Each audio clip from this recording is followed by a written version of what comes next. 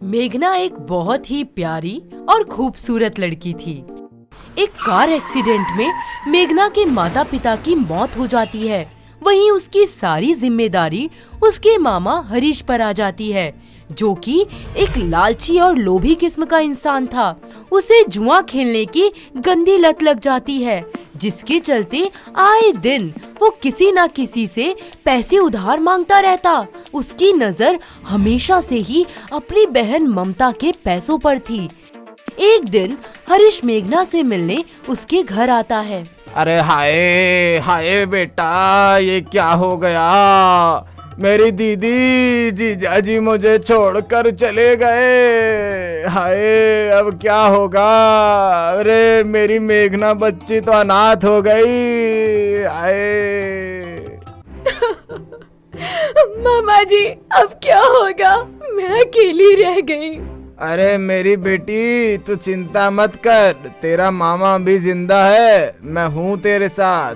हाँ जी मामा जी, अब तो सब कुछ आप ही है मेरे लिए। वक्त बीतता जाता है। हरीश घर की सारी जमा पूंजी, गहने, पैसे, कीमती सामान सब बेच देता है। ये लो, आज से मेरी भांजी तुम्हारी अमानत। ये क्या कह रहे हैं आप? हाथ छोड़िए मेरा। ए शानी, ज्यादा दिमाग खराब नहीं करने का, समझी ना? पैसा दिया है मैं तेरे मामा को तेरे वास्ते। चल बैठ अभी शांति से। नहीं, मुझे छोड़ दीजिए, मुझे नहीं जाना आप लोगों के साथ, प्लीज। कुंदन और उसके गुंडे मेघना के हाथ पैर बांध, मुंह पर टेप लगा, उसे अपनी गाड़ी में बिठाकर कलकत्ता की हीरा मंडी के एक कोठे पर ले जाते हैं, जहां मेघना चारों तरफ देखती है कि लड़कियां, औरतें अजीब से कपड़े पहने, बालों में गजरा लगाए लोगों को गंदे गंदे इशारे कर रही हैं और लोग भी उन्हें अजीब तरीके से घूर रहे हैं। वो ऐसे सोच ही रही होती है कि तभी वहां हीरा मंडी की करता धरता रसीली बाई आती है। ओहो, मेरी कच्ची कली, अब चढ़ेगी इस कोठे पे तेरी बलि। क्या हुस्न है तेरा, कातिल है एकदम। रसीली बाई के कोठे पे तेरा स्वागत है। नहीं, प्लीज, आप तो एक औरत है ना, मुझे समझने की कोशिश कीजिए। मैं नहीं रह सकती यहाँ, मुझे जाने दीजिए। अरे क्या बोली तू? प्यार से कहा, समझ नहीं आया? कीमत दी है तेरी, समझी? जैसे कहती हूँ वैसे कर, वरना ये जो कोरा बदन है ना, छील दूंगी हंटर मार मार के। हाँ, अरे ओ कजरी, चंपा, लेके जाओ इसको। अरे हाँ, अच्छे से सजा धजा के शाम के मुशायरे के लिए तैयार करो। देखें तो महारानी के पैरों में कितनी खनक है। शाम होती है। कोठे की औरतें मेघना को तैयार कर और उसके पैरों में घुंघरू बांधकर उसे महफिल में बिठा देती हैं। वो जबरन उससे नचाती और गवाती, लोग उस पर पैसे उड़ाते और यही नहीं, उसके साथ बहुत बदसलूकी करते। मेघना की चीखें बंद कमरे में सिमट कर रह जाती हैं। दिन बीतते जाते हैं। ऐसे ही एक दिन सोशल वर्क के प्रोजेक्ट को पूरा करने के सिलसिले में यश नाम का लड़का उसके कमरे में जाता है। सुंदर साड़ी और गहने पहनी मेघना बेड पर घूंघट करके बैठी ही होती है कि यश उसके पास जाता है और बोलता है, जी सुनिए, आप घबराइए मत, मैं एक सोशल वर्कर हूँ और आपके साथ कुछ भी ऐसा वैसा नहीं करूँगा। अरे साहब, बातें मत बनाओ, मुझे सब पता है कि आपने कीमत दी है। हाँ, दी तो है, पर मुझे आपसे कुछ ऐसा वैसा नहीं चाहिए। मैं तो बस आपसे अपने प्रोजेक्ट के सिलसिले में कुछ बातें करने आया हूँ। ठीक है। वैसे अगर आप बुरा ना माने तो क्या मैं आपसे कुछ पूछ सकता हूँ? हाँ जी, पूछिए ना। आपकी उम्र तो काफी कम लगती है, कितने साल की हैं आप? Yes, I am 18 years old। Wow, आपको तो इंग्लिश भी आती है, कितनी पढ़ी हैं आप? Yes, I just 10th passed। 10th पास? तो आप यहाँ क्या कर रही हैं? सब किस्मत का खेल है साहब, खिलौनों से खेलने वाली आज खुद खिलौना हो गई। अरे देखिए आप प्लीज रोइए मत प्लीज, आप चुप हो जाइए। वैसे क्या मैं जान सकता हूँ कि आपके साथ क्या हुआ है? मेघना सारी बात यश को बताती है। ये सब सुनकर यश की आंखों से आंसू बहने लगते हैं और बातों ही बातों में कब सुबह हो जाती है पता ही नहीं चलता। यश अपने घर जाता है पर उसकी आंखों में मेघना की वो मासूम सूरत बस जाती है। उसे बार बार उसी का ख्याल आता है और शाम होते ही वो फिर से मेघना के पास जाता है। उसे देख मेघना बोलती है, अरे साहब, आप फिर से यहाँ? आज भी कोई सोशल वर्क का काम है आपको? नहीं, आज तो मैं आपसे खुद मिलने आया हूँ। जी क्या मतलब? मैं समझी नहीं कुछ। समझा तो मैं भी नहीं, बस तुमसे बात करने का मन हुआ तो चला आया। अरे तो आप बातें करने के लिए आते हैं मुझसे? कुछ ऐसा ही समझ लीजिए। यश का मेघना के पास आना जाना लगा रहता है। धीरे धीरे उनकी दोस्ती प्यार में बदल जाती है। अब यश फैसला कर लेता है कि वो मेघना को इस जिल्लत भरी कैद में और नहीं रहने देगा। पुलिस की मदद से वो कोठे पे रेड पड़वाता है, जिससे रसीली बाई और उसके साथियों को जेल हो जाती है। सालों से जुल्म और शोषण सह रही हजारों लड़कियां और औरतें इस नर्क से आजाद हो जाती हैं। फिर यश मेघना से शादी कर लेता है। शादी के कुछ दिनों बाद बाजार में देखो देखो, किस अश्लील औरत को अपनी बीवी बनाया है। बिल्कुल शर्म नहीं है। आय हाय, कोठे वाली को बीवी बना लिया। छी छी। आए हाय, अरे कूड़ेदान का कचरा अपने सर पे सजा के घूम रहा है ये लड़का। छी छी, कितने गंदे संस्कार हैं इनके, शर्म आनी चाहिए। ये सब बातें सुनकर यश गुस्से से तिलमिला जाता है और कहता है, बस बहुत हो गया, बहुत कह लिया आप लोगों ने। आखिर गलती क्या है मेरी बीवी की या उन सभी लड़कियों की जिन्हें चंद पैसों के लिए उन्हीं के घर वालों ने बेच दिया?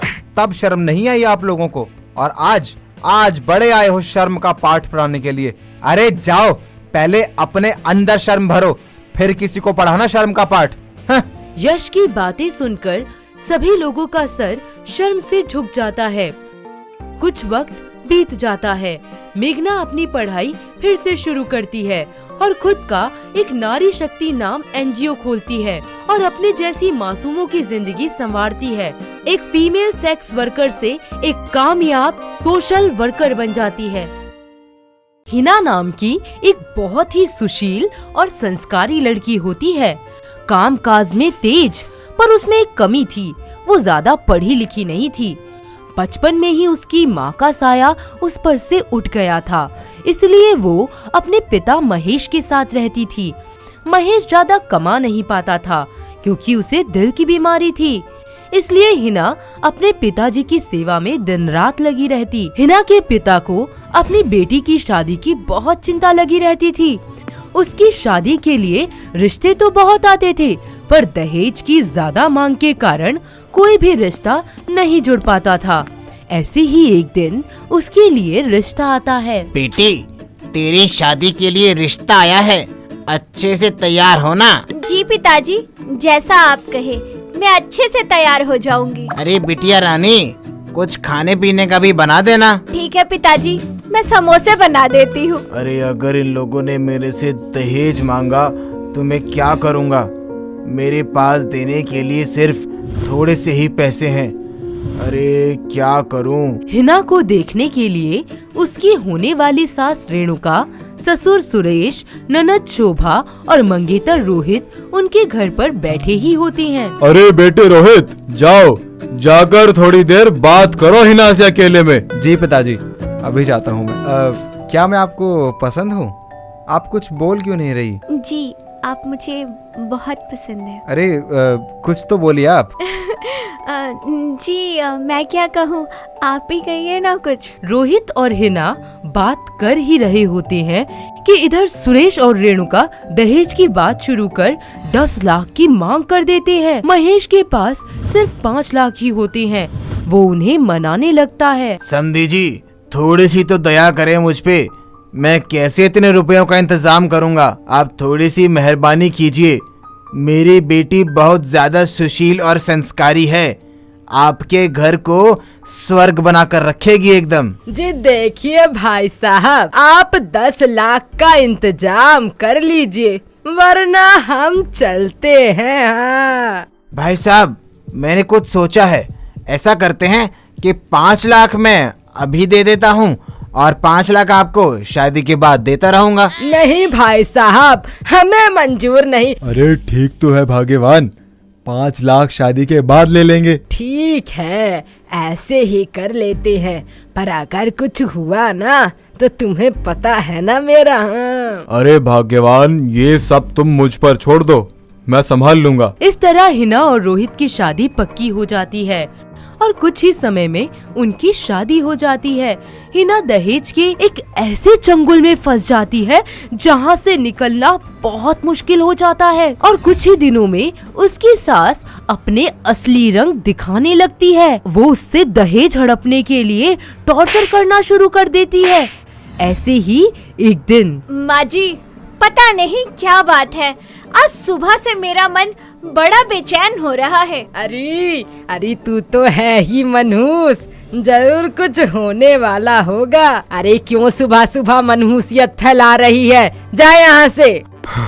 अरे बहू सुनो, तुम्हारे पिताजी को दिल का दौरा पड़ा है और उनका देहांत हो गया।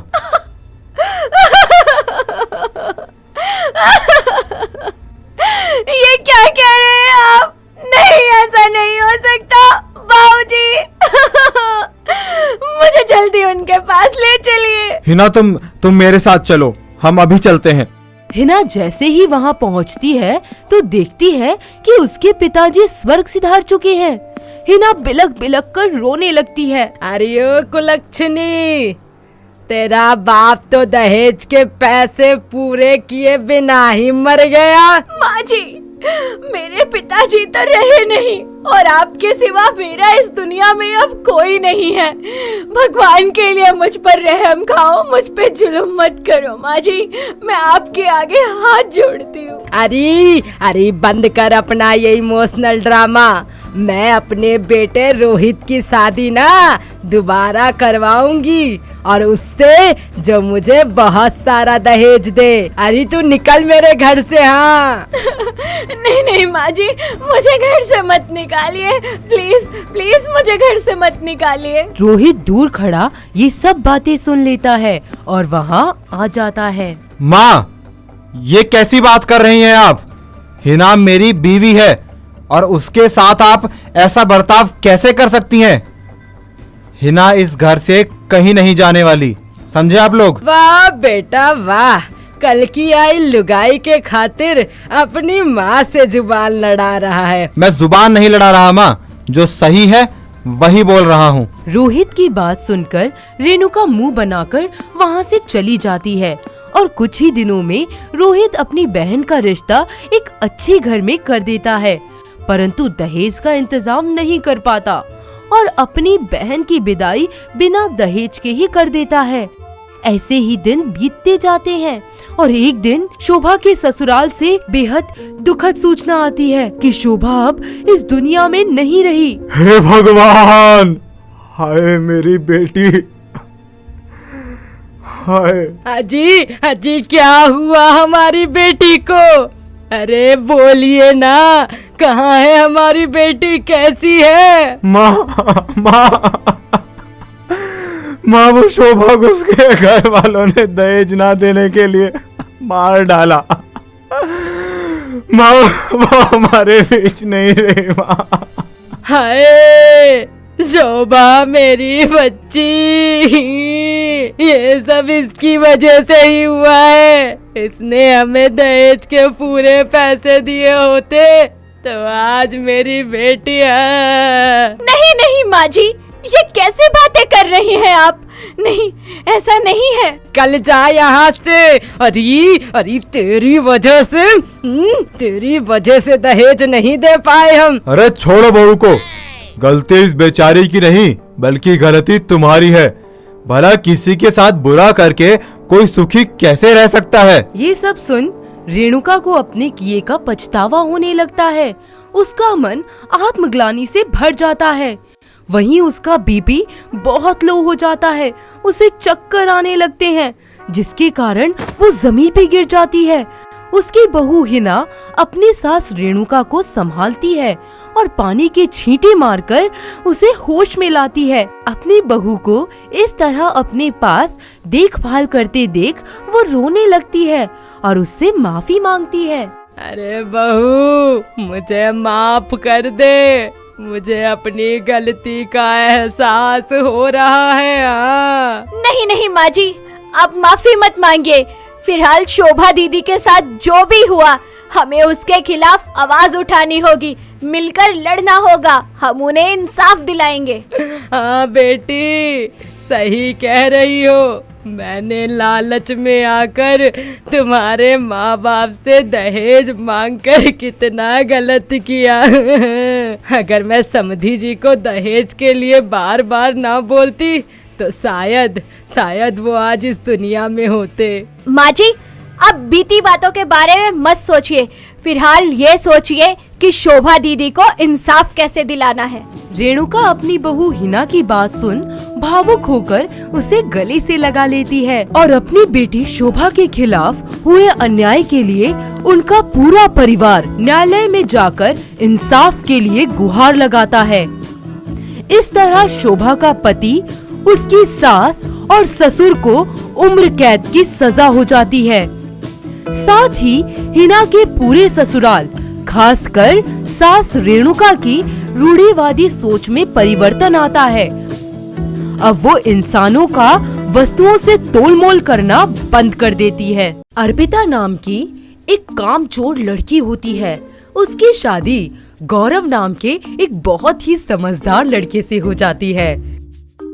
उसकी सास का नाम नैन्सी होता है। आए दिन अर्पिता कभी सर दर्द, बुखार तो कभी पेट में दर्द का बहाना बनाकर काम से बचती रहती है। अरे ओ बहू, आज का खाना भी मैं ही बनाऊं क्या, या तू बना देगी? तबीयत ठीक है तेरी? जी माँ जी, मैं बना लेती हूँ खाना, बस बनाने ही जा रही थी। चल ठीक है, बना ले। हाय हाय, मेरा हाथ जल गया सासू माँ। अरे अब कौन सा पहाड़ टूट गया तुझ पे? मेरा हाथ जल गया सासू माँ, मुझे बहुत जलन हो रही है। मुझसे नहीं बनेगा ये खाना, आप ही बना लीजिए। हे भगवान, कितना दूं ज्ञान। इतनी मुश्किल से तो काम करने आई और अब हाथ भी जला लिया। हाय री किस्मत, तुझसे करवाने से अच्छा है मैं खुद ही कर लूं। जा यहाँ से।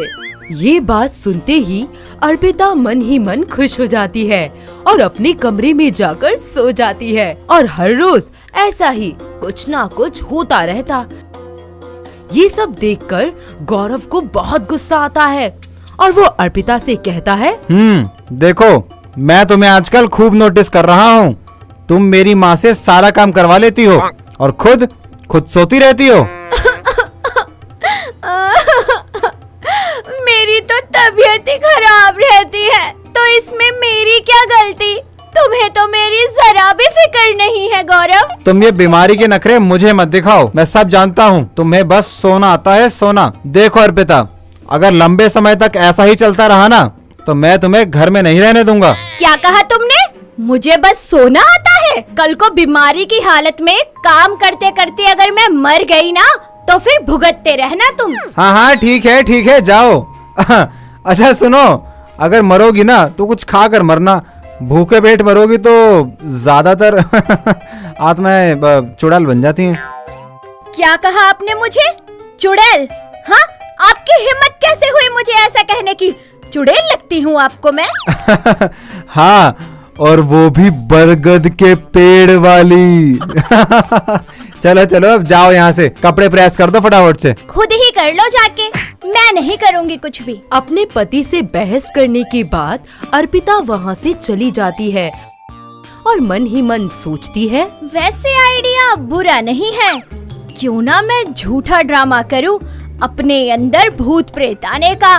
फिर मुझे कोई भी कुछ भी काम करने के लिए नहीं कहेगा और ना ही गौरव मुझे ताना देंगे। सब मुझसे डरकर मेरे आगे पीछे घूमेंगे। एक शाम वो अपने पति के साथ पार्टी में जाती है, जहाँ से आते हुए उन्हें काफी रात हो जाती है। जैसे तैसे वो दोनों घर पहुँचते हैं।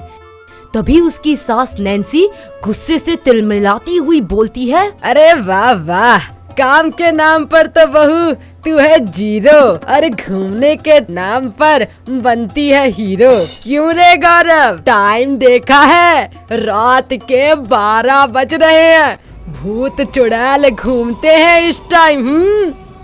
अरे क्या माँ, आप भी, ऐसा कुछ नहीं होता आज के टाइम पे। अरे नास पीटे, ये तेरी बीवी ने क्या ड्रामा मचा रखा है? अरे क्या हो गया इसे, ऐसे क्यों खड़ी है? अर्पिता, ओ अर्पिता, अरे गूंगी हो गई है क्या?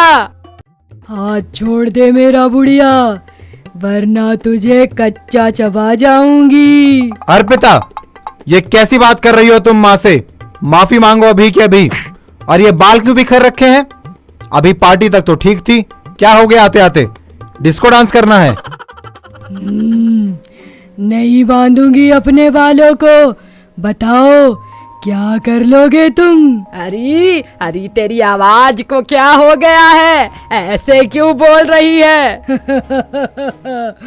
मुझे नहीं होगा, तुम्हें होगा। इतना कहते ही जब अर्पिता अपना मुंह ऊपर करती है तो गौरव और नैन्सी के तो मानो तोते ही उड़ जाते हैं, क्योंकि अर्पिता का हाल कुछ ऐसा था। गालों तक फैला हुआ काजल, लाल लाल गुस्से से भरी बड़ी बड़ी आंखें, होठों पर लाल लाल लिपस्टिक, खुले लंबे बाल, हवा में लहराते हुए वो एकदम डरावनी सी डायन लग रही थी। ये सब देखकर वो दोनों अपने कदमों को डर के मारे पीछे करने लगते हैं। तभी घर की लाइट भी जलने बुझने लगती है। तभी अर्पिता उनकी तरफ बढ़ती हुई कहती है, सासू माँ, आओ ना अपनी बहू के पास। गौरव, पत्नी हूँ ना मैं तुम्हारी, प्यार करते हो ना मुझे भी प्यार जताने दो ना। अरे मोरे राम साई, हे भगवान, अरे दूर हो जा मुझसे। अरे तू बहू नहीं है हमारी। गौरव, तेरी बीवी में चुड़ैल आ गई है, ले जा इसे। अर्पिता, ये कैसी बातें कर रही हो तुम? मैं तो बस इंसानों को खाती हूँ और आज तुम दोनों को खाऊंगी। बड़े दिनों बाद शिकार मिला है, लजीज लजीज खाना। इतना कहकर अर्पिता वहीं बेहोश होकर गिर जाती है। कुछ समय बाद जब वो होश में आती है तो सब भूल जाने का नाटक करती है। दोनों उसका ऐसा रूप देखकर काफी ज्यादा डर जाते हैं। दिन बीतते जाते हैं। अर्पिता अपना ड्रामा जारी रखती है और अपनी सास को सारा दिन डरा डरा के करके काम करवाती रहती है। वहीं उसके पति गौरव को दाल में कुछ काला नजर आता है। वो अपनी माँ के साथ मिलकर एक षड्यंत्र रचता है। ऐसे ही अगली शाम, भिक्षाम देहि, भिक्षाम देहि। जय हो काली बाबा की, जय हो पहाड़ी वाले बाबा की, भूत भगाने वाले बाबा की, जय हो जय हो जय हो। जीती रहो युवती, बताओ कैसे बुलाया तुमने इस बाबा को यहाँ? अरे बाबा जी, मेरी बहू में किसी चुड़ैल ने प्रवेश कर लिया है, कुछ करो। मैं तो इस घर में कदम रखते ही समझ गया था कि यहाँ जरूर किसी प्रेत आत्मा का साया है। बुलाओ अपनी बहू को बाहर। अर्पिता बाबा को देखकर अपना ड्रामा फिर से शुरू कर देती है ताकि किसी को उस पर शक ना हो। नैन्सी जबरदस्ती उसका हाथ पकड़कर उसे बाबा के पास ले जाती है और सामने बिठा देती है। ओम भीम क्लीम चामुंडाय स्वाहा। बता, क्यों है इस लड़की के शरीर में? क्यों प्रवेश किया है तूने इसके शरीर में? चला जा यहाँ से, नहीं तो तुझे भी भस्म कर दूंगी। अरे मैं काली बाबा हूँ, तुझ जैसी बहुत चुड़ैल पकड़ी है मैंने। दुष्ट, बाहर निकल। मेरी बहू की क्या हालत हो गई है, अब आप ही कुछ करो, सब ठीक कर दो। अरे युवती, तुम घबराओ मत, बाबा सब ठीक कर देगा। यह देखो, अभिमंत्रित चाकू, इससे तेरी बहू का गला काट कर आग में डाल देंगे और फिर देखना किस तरह ये चुड़ैल चिल्लाती हुई भागती है। बस अब क्या था, बाबा की बातें सुनकर अर्पिता फट से उठ खड़ी होती है और सबको अपना सच बता देती है। उसकी आंखें शर्म से झुक जाती हैं। वो प्रण करती है कि अब से वो कभी भी आलस और कामचोरी नहीं करेगी। साथ ही वो अपने पति और सास से माफी मांगती है। गौरव और नैन्सी अर्पिता को माफ कर देते हैं, पर उसे कभी नहीं बताते कि काली बाबा कोई और नहीं बल्कि गौरव ही था। अतुल एक बहुत ही काबिल और नेक दिल लड़का था। उसके परिवार में उसकी माँ शांति और पिता नंदन उसे बहुत प्यार करते थे। अतुल फास्ट फूड खाने का बहुत शौकीन था, जिसके चलते महज 24 साल की उम्र में उसका वजन 90 किलो हो गया था, जिसके चलते उसका कहीं रिश्ता नहीं हो पा रहा था। ऐसे ही एक दिन नाश्ते के टेबल पर, अजी सुनते हो, नाश्ता रेडी है और अतुल बेटा तुम भी आ जाओ। अरे भाग्यवान, खाने में बनाया क्या है? जी, आलू के पराठे। वाह वाह वाह मम्मी, दिल खुश कर दिया आपने तो। आहा, क्या खुशबू है, लाजवाब लाजवाब। मेरा लाल बैठ ना, आराम से खा, बहुत रच के बनाए हैं मैंने पराठे। हाँ हाँ, और दो इनको पराठे बनाकर। वैसे ही साहबजादे बहुत पतले हैं ना। अच्छा सुनो, एक काम और करना, एक कटोरी घी भी दे दो उन्हें, डूब मरेंगे उसी में। आई लग गई रे। अरे मैंने क्या किया, ये कुर्सी ही कमजोर थी। एक तो मुझे चोट लग गई, ऊपर से आप भी सुना रहे हो। चल चल, अब ज्यादा नाटक मत कर, तुझे लगेगी 12 प्लाई का मांस लेके बैठा है। अच्छी बहू की तलाश के चलते अतुल के माता पिता मैट्रिमोनियल साइट पर उसका बायोडाटा डाल देते हैं। थोड़े ही दिनों में उसके लिए रेणुका नाम की साइज 0 वाली लड़की का रिश्ता आता है। उसके घर वाले अतुल के अच्छे गुणों को देखते हुए अपनी बेटी की शादी अतुल से करवा देते हैं। पर रेणुका को अपने पति का मोटापा बिल्कुल भी पसंद नहीं था। वो हमेशा ही उससे गुस्सा और नखरा दिखाकर बात करती। ऐसे ही एक दिन, अरे रेणुका, जरा यहाँ तो आओ, ये अखबार देना जरा। क्यों जी, आप खुद नहीं ले सकते? अरे अभी तो बाहर से आया हूँ, थक गया एकदम। उफ, ये हाथी मेरा ही पति बनना था क्या? कहाँ मैं इतनी स्लिम स्मार्ट और कहाँ ये दरियाई गेंडा। अरे अब पकड़ा भी दो ना। अरे जरा हिलडुल भी लिया करो, सारा दिन पड़े ही रहते हो। अरे यार रेणुका, क्या यार, तुम मेरी बीवी होकर भी मुझसे ऐसे बात करती हो? क्या पति, हाँ, धरती का बोझ हो तुम। पता नहीं कहाँ से मेरे ही पल्ले बंधना था। अरे अब बस भी करो तुम। ओहो हो, अरे बस तो आप करो। साइज देखा है अपना, आपके साथ चलती हूँ ना तो लोग कहते हैं अपने पापा के साथ जा रही है। इस तरह रेणुका रोज रोज अपने पति के मोटापे को लेकर झगड़ती। वहीं दूसरी तरफ उसका पति अतुल, उसका प्यार इन सब के बावजूद भी बढ़ता ही जाता। हमेशा ही वो उसकी छोटी छोटी जरूरतों का ख्याल रखता, उसकी रिस्पेक्ट करता। एक दिन रेणुका की माँ शिखा की बॉडी में हीमोग्लोबिन का लेवल गिर जाता है और ब्लड डेफिशिएंसी के चलते उन्हें हॉस्पिटल में एडमिट करवाया जाता है। जैसे ही ये खबर अतुल को मिलती है, वो हॉस्पिटल में जाकर अपना ब्लड डोनेट कर उन्हें बचा लेता है। अरे अतुल अरे माँ जी, कैसी बात कर रही हैं आप? मैं आपका भी तो बेटा ही हूँ। रेणुका तो बहुत नसीब वाली है जो दामाद जी जैसे पति मिले। हाँ। सुनिए जी, थैंक यू आपने जो भी किया उसके लिए।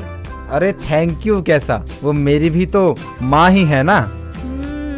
अच्छे तो हैं, पर वैसे नहीं है जैसे मुझे चाहिए थे। पर इसका ये मतलब बिल्कुल भी नहीं है कि मैं आपको पसंद करने लगी हूँ।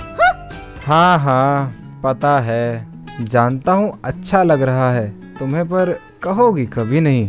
क्या हुआ, आप ऐसे मुस्कुरा क्यों रहे हैं? नहीं नहीं कुछ नहीं, चलो घर चलते हैं।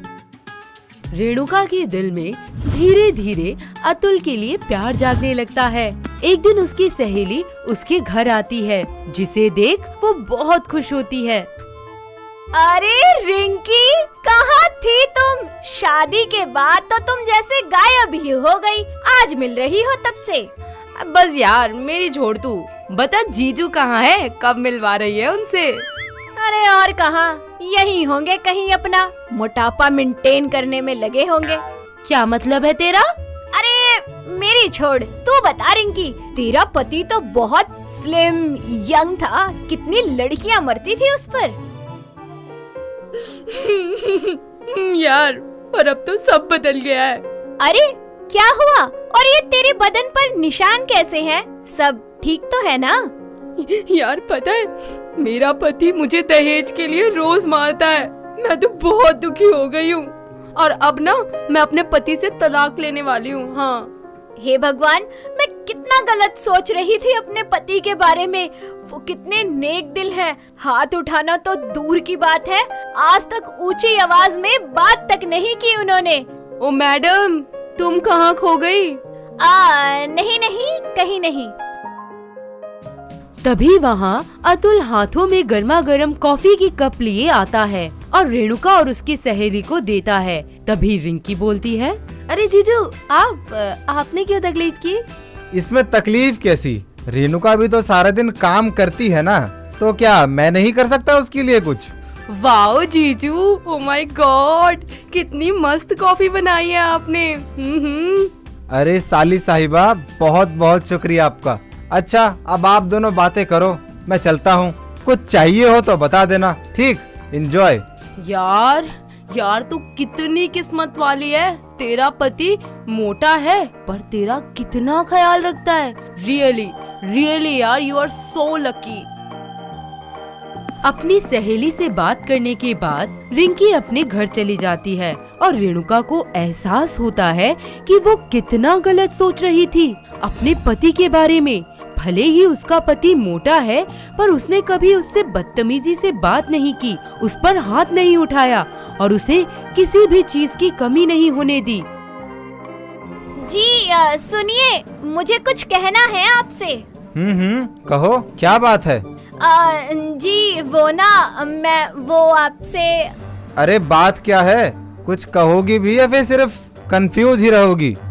सुनिए जी, मुझे माफ कर दीजिए, मैंने हमेशा ही आपसे गुस्सा और नखरा दिखाकर बात की। कोई बात नहीं, मुझे उन सभी बातों का बुरा नहीं लगा, और बुरा नहीं लगा तो नाराज भी नहीं हुआ। जी वो मुझे कुछ और भी कहना है आपसे। हाँ बोलो बोलो, क्या बात है? अरे अब इतना क्यों शर्मा रही हो? पति हूँ तुम्हारा, कोई अनजान नहीं। अतुल, मैं आपसे बहुत प्यार करती हूँ। आप सच में बहुत बहुत बहुत अच्छे हैं। मैंने हमेशा ही आपके मोटापे को देखा, आपको समझ ही नहीं पाई। मुझसे बहुत बड़ी भूल हो गई, प्लीज मुझे माफ कर दीजिए। I love you so much. अरे तुम पगली हो एकदम, और इस बात पर रो क्यों रही हो? कम से कम प्यार मोहब्बत की बात तो हंस के कहो। और हाँ, आई लव यू टू। आप सच में मेरी किसी बात से नाराज नहीं है ना? नहीं बाबा, मैं तो बहुत खुश हूँ, देर से ही सही, लेकिन तुम्हें मेरी कद्र तो महसूस हुई। प्लीज, आई एम सॉरी, मैंने आपको हर्ट किया ना? इट्स ऑल ओके माय जान। और हाँ, अब अपनी वो प्यारी सी गंदी से दांतों वाली स्माइल दिखा दो एक बार। इस तरह रेणुका को समझ आ जाता है कि भले ही उसका पति मोटा है, पर औरतों की इज्जत करना, पत्नी के स्वाभिमान की चिंता करना उसे बहुत अच्छे से आता है। वो किसी भी स्लिम ट्रिम माचो मैन से कहीं ज्यादा अच्छा है। इस तरह रेणुका अपने गोल मटोल पति को दिल से अपनाकर उसकी रिस्पेक्ट करने लगती है। इस तरह मोटू और पतलू की जोड़ी खुशी खुशी अपना जीवन बिताने लगती है। दिल्ली के मशहूर करोड़पति सेठ राघव पांडे की इकलौती बेटी थी मलिष्का पांडे, जो स्वभाव से बहुत ही ज्यादा बदतमीज, घमंडी और आलसी किस्म की लड़की थी। उसकी माँ तरुणा पांडे हमेशा ही उसे समझाती थी, पर वो किसी की भी बात नहीं मानती थी। शॉपिंग करना, लेट नाइट पार्टी से आना, गैम्बलिंग उसके बुरे शौक थे, जिसमें वो अपने पिता का पैसा पानी की तरह बहाती थी। ऐसे ही एक दिन सुबह सुबह, मलिष्का बेटा उठ जा, सुबह के 10 बज चुके हैं। या मॉम, क्यों चिल्ला रही हो सुबह सुबह? 10 ही तो बजे हैं यार। What is your problem, mom? It's my own personal space and please मुझे सोने दो। एक रैपट लगाऊंगी तेरे, ऐसे बात करते अपनी माँ से? दिन पर दिन बिगड़ती ही जा रही है। मॉम क्या है, एक बार कहा समझ नहीं आता आपको? मलिष्का फिर से सो जाती है। उसकी माँ तरुणा दुखी होकर वहाँ से चली जाती है। दिन बीतते जाते हैं, पर रईस माँ बाप की बिगड़ी औलाद यानी अपनी मलिष्का, इसकी आदतों में कोई सुधार नहीं आता। वहीं दूसरी तरफ उसके माता पिता को मिडिल क्लास फैमिली में रहने वाला एक स्वाभिमानी, ईमानदार, मेहनती लड़का राजीव पसंद आ जाता है, जिसे देख राघव मन ही मन बोलता है, मेरी बिगड़ी बेटी मलिष्का को अगर कोई सुधार सकता है तो वो राजीव ही है। क्यों ना मैं इसकी शादी राजीव से करवा दूं? हाँ, ये बिल्कुल सही रहेगा। किसी तरह मलिष्का के माता पिता उसे राजीव से शादी करने के लिए मना लेते हैं। फिर क्या, राजीव बन जाता है बिगड़ैल मलिष्का के पल्ले से। यानी दोनों की शादी हो जाती है और दोनों के दिलों के पहिए जुड़कर एक ट्रैक पे चलने लगते हैं। चलिए चलते हैं मलिष्का के ससुराल, देखते हैं वहाँ पर कैसा है मैडम का हाल। सुनिए जी, मुझे मार्केट जाना है। ठीक है जी, चलिए चलते हैं फिर। इस तरह दोनों पति पत्नी 2 गज दूरी को बनाए रखते हुए मास्क लगाकर मार्केट में जाते हैं, जहां मलिष्का को एक बहुत बड़े से शोरूम की महंगी ड्रेस पसंद आ जाती है। सुनिए जी, मुझे वो वाली ड्रेस चाहिए। अरे हाँ हाँ, तुम्हारा ड्रेस लेने ही तो आए हैं। बताओ कौन सा पसंद आया तुम्हें? अरे ये वाली ज्यादा महंगी नहीं है, बस 20,000 की है। मलिष्का, तुम वो वेस्टर्न ड्रेस की जगह ये सूट ले लो ना, 5,000 का है। What are you saying? Malishka Pandey और ये डाउन मार्केट सा ड्रेस पहने? Impossible। देखो, तुम समझने की थोड़ी सी कोशिश करो। इतनी महंगी ड्रेस मैं अभी अफोर्ड नहीं कर सकता। माँ की तबीयत भी ठीक नहीं है, उनकी दवाइयाँ भी तो लानी होती हैं। गरीब कहीं के, माँ ने भी ना पता नहीं मेरी शादी किस फटीचर से करवा दी, एक अच्छी सी ड्रेस नहीं दिला सकते। मलिष्का अपने पति से गुस्सा हो जाती है और तनतनाती हुई वहाँ से चली जाती है। पर आए दिन वो किसी न किसी महंगी चीज की डिमांड करती ही रहती। ऐसे ही एक दिन, अरे बहू, ये क्या ड्रामा मचा रखा है रोज रोज का? हाँ? तो क्या करूँ? अरे सब्र कर। तो अब क्या मैं अपनी जरूरत की चीजें भी ना मांगू? सब जानती हूँ मैं तेरी जरूरतों को। महंगे कपड़े, मेकअप, बस यही सब आता है तेरी लिस्ट में। हाँ हाँ आता है।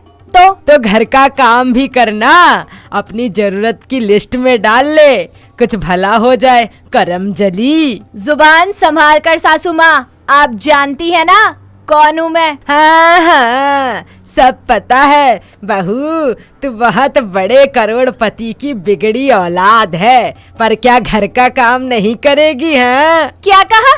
काम? और मैं कभी नहीं। घर में इतने सारे नौकर थे ना मेरी सेवा के लिए। हाँ। निर्लज, काम चोर, नास पीटी, पूरे घर का बेड़ा गर्क करके मानेगी क्या? कौन बताए इन करोड़पतियों को तमीज और संस्कार पैसे से खरीदे नहीं जाते। हाँ। It's a time to disco, सासू माँ यहाँ से खिसको। ये ही तमीज रह गई है। अरे आने दे शाम को मेरे बेटे को, तुझे नाचना गाना सिखाती हूँ। आने दो, मुझे कोई फर्क नहीं पड़ता, करोड़पति राघव पांडे की बेटी हूँ। बस पैसे का घमंड तुझे ले डूबेगा। हाँ, रेवती शाम को अपने बेटे राजीव के आते ही उसे सारी बात बताती है, जिसे सुन राजीव अपना सर पकड़ लेता है और अपनी बीवी मलिष्का के पास जाकर उसे समझाता है। मलिष्का, ये क्या बदतमीजी की तुमने माँ से? ये कोई बदतमीजी नहीं थी, मैं हमेशा से ही ऐसे लाइफस्टाइल में पली बड़ी हूँ। मुझे मेरे पर्सनल स्पेस में किसी की दखल अंदाजी बिल्कुल भी पसंद नहीं है, समझे आप? जिनसे तुमने इस तरह बात की वो तुम्हारी सासू माँ है। माफी मांगो उनसे, वरना मैं तुमसे बात नहीं करूँगा। नहीं मांगूंगी माफी, समझे तुम? जो करना है कर लो, और ये धमकियाँ ना किसी और को देना, मुझे नहीं। तो ठीक है, फिर अब तुम अपने फिजूल खर्चे, ये पार्टियां, ये बिन बात की शॉपिंग पर लगाम लगाना शुरू कर दो, क्योंकि मैं तुम्हें एक फूटी कौड़ी नहीं देने वाला, समझी? तुम्हें जो करना है करो, अपना तो यही अंदाज है और बदलने नहीं वाला। Understand? And you better understand. इस तरह राजीव अपनी बीवी के बर्ताव से बेहद परेशान हो जाता है, पर वो निश्चय कर लेता है कि मलिष्का को सबक सिखाकर राइट ट्रैक पर लाकर ही रहेगा। अपनी माँ रेवती और सास ससुर के साथ मिलकर राजीव झूठी शादी का सॉन्ग रचाता है। साथ ही वो नकली शादी का कार्ड और डाइवोर्स पेपर टेबल पर रख अपनी माँ के साथ चला जाता है। सासू माँ, राजीव, कहाँ हैं आप सब? और ये शादी का कार्ड कैसे रखा है यहाँ पर? राजीव वेड्स वैष्णवी? हाँ? नहीं, राजीव और दूसरी शादी कर रहे हैं मेरे होते हुए। और ये क्या, डिवोर्स पेपर? ये मुझे डिवोर्स दे रहे हैं? अपने पति की शादी का कार्ड और डाइवोर्स पेपर देखकर तो मानो मलिष्का के होश ही उड़ जाते हैं। वो गुस्से से तनतनाती हुई सीधे धर्मशाला में पहुंच जाती है, जहां पर उसकी सास रेवती और माता पिता भी मौजूद होती हैं। उन्हें देख मलिष्का बोलती है, बंद कीजिए ये शादी। अरे पंडित जी, चलिए चलिए, आप मंत्र पढ़िए। सर्व मंगल मांगल्ये शिवे सर्वार्थ साधिके नारायण ब्रह्म की गौरी नारायणी नमस्तुते। कन्या को माला पहनाइए। माँ, पिताजी, रोकिए ये सब। आपके होते हुए ये सब क्या हो रहा है? अब तो तू रहने ही दे बेटा, जो हो रहा है ना एकदम सही हो रहा है। क्या? हाँ, कम से कम अब तो सब ठीक होगा। खामखा हमारी वजह से इसकी जिंदगी भी। माँ, आप ये कैसी बातें कर रही है? प्लीज प्लीज ये शादी रोक दीजिए। राजीव, मुझे प्लीज माफ कर दो। अब से मैं कोई गलती नहीं करूंगी। तुम जैसा कहोगे मैं वैसा ही करूंगी। हाँ हाँ, सच में। सच? तो फिर माफी मांगो माँ से, क्योंकि तुमने बहुत दिल दुखाया है इनका। सॉरी माँ जी, मुझे माफ कर दीजिए। मुझे मेरी गलती का एहसास हो रहा है। मैंने तुझे माफ कर दिया। हाँ, अब ये गंगा जमुना मत बहा। ये शादी का झूठा नाटक था, तेरी अकल ठिकाने लगाने के लिए। इस तरह अपने परिवार वालों से मिला ये सबक मलिष्का के जीने का अंदाज ही बदल देता है। उसका सारा अहंकार चूर चूर हो जाता है। साथ ही उसे मेहनत से कमाए गए रुपयों की अहमियत समझ आ जाती है। अब वो ये बात भी गांठ बांध लेती है कि अच्छे संस्कार, मीठी बोली और प्यार भरे रिश्तों को दौलत से नहीं खरीदा जा सकता। अगर आपको ये वीडियो पसंद आया हो तो इसे लाइक कीजिए, चैनल सब्सक्राइब कीजिए और कमेंट करके बताइए कि भविष्य में आप कौन सी कहानी देखना पसंद करेंगे।